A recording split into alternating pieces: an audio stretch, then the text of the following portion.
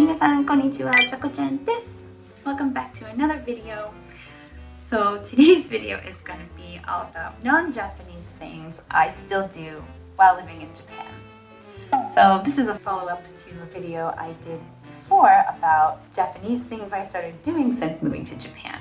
But since I am an American and I grew up in American culture, there are still a few things that I do from my culture back home, no matter where I am in the world. So before I get into this video, I would so appreciate it if you gave it a like. Please make sure you're subscribed to my channel. It really helps me out and I so appreciate all of your support. So let's get into the list of non-Japanese things I still do while living in Japan.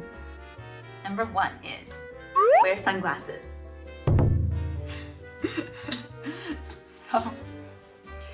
So I have light colored eyes. They're greenish, hazelish color. You might not be able to tell in this lighting, but it's been a proven fact that people with light colored eyes, so blue, green, or hazel, have less pigment in their eyes to protect them against sun damage and UV radiation compared to darker colored eyed people, such as brown eyes. So this means that people that have lighter eyes are more sensitive to light and more susceptible to UV damage. So for me, it's actually really painful to be out in the sun, even in the winter time when the sun is a little bit less bright. It's super painful for me to be able to go outside without sunglasses or some sort of eye protection or a hat or something.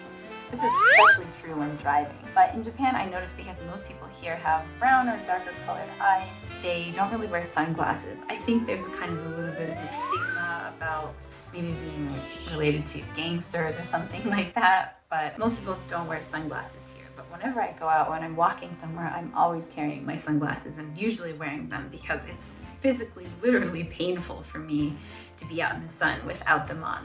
So I do kind of get funny stares sometimes, but I don't really mind because for me, it's more important to be able to see and be comfortable than being stared at by people. But yeah, I have to have my sunglasses and I have a lot of different types of them.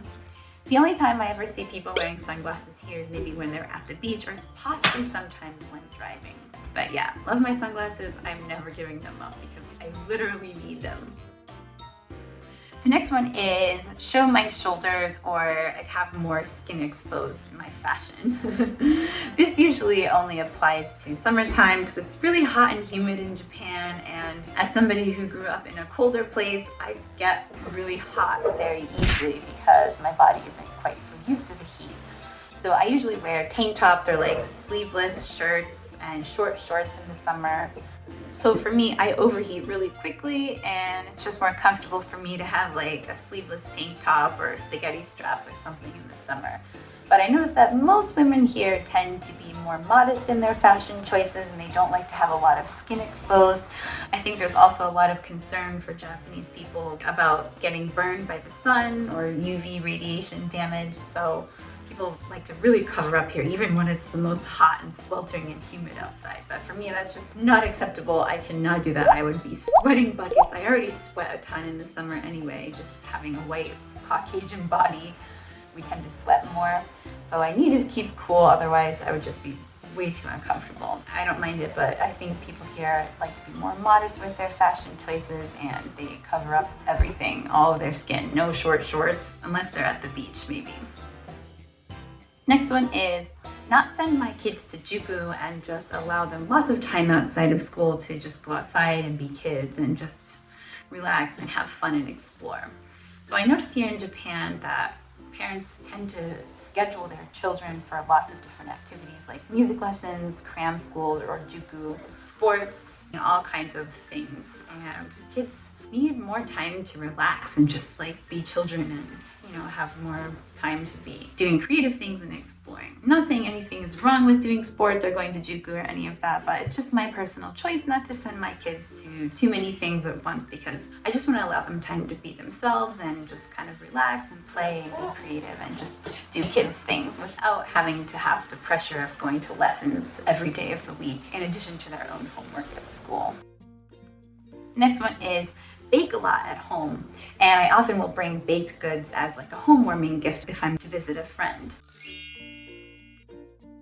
I've heard from some people before, but for some reason a lot of people think that Americans, especially American wives, bake a lot of things, like a lot of treats like cookies, muffins, cakes, or whatever. And I actually would agree with that. It's pretty true. I think it's pretty common for Americans to bake, especially American women, to bake a lot of things and share them with other people.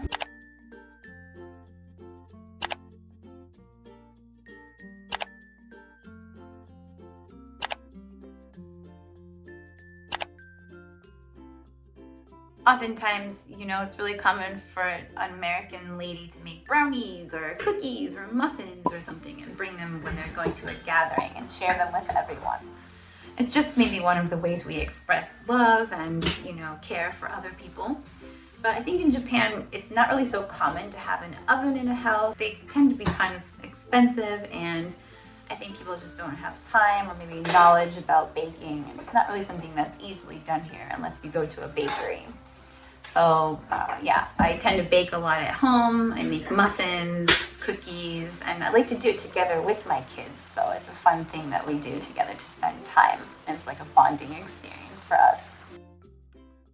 Next one is be really laid back about planning and scheduling, and oftentimes wait till last minute to make plans and decide things.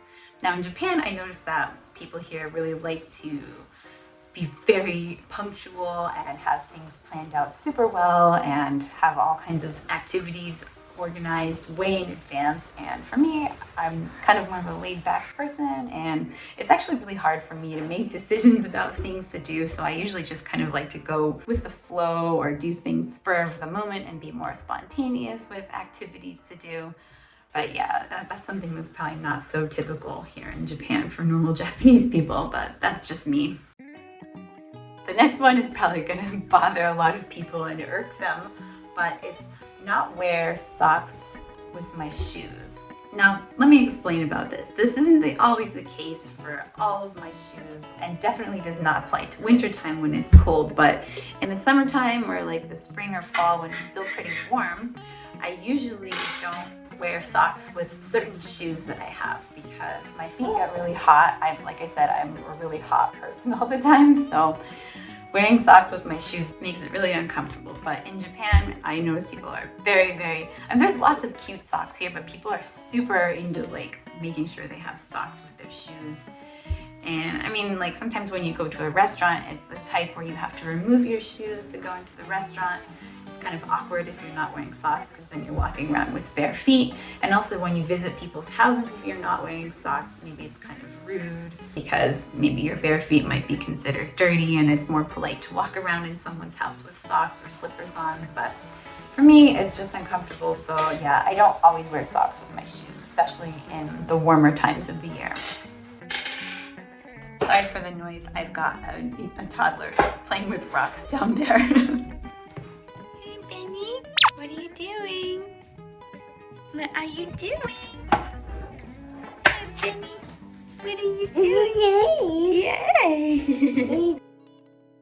And the last one on this list is breakfast at home is usually American style. So this includes things like French toast, pancakes, eggs and bacon, muffins, oatmeal, cereal, etc. It's comfort food for me, honestly. Breakfast is my favorite type of American meal, and it's something that my kids prefer to eat American style or Western style breakfasts versus Japanese. Don't get me wrong, I absolutely love Japanese style breakfasts, but they're often very kumakai or detailed and have a lot of intricate parts to them. And I don't have time to make that all the time, so it's just, for me, it's easier to make breakfast the way I grew up in my own culture making them, and my kids prefer it that way too. So breakfast around here is usually American style, but most of the other things I make are Japanese style, so maybe it's just a trade-off. My kids get one American meal a day and then the rest is Japanese. So that's the end of this list of non-Japanese things I do while living in Japan. If you enjoyed it, please again give it a like, leave a comment down below, make sure you're subscribed, and with that, I will see you next time. Johnny!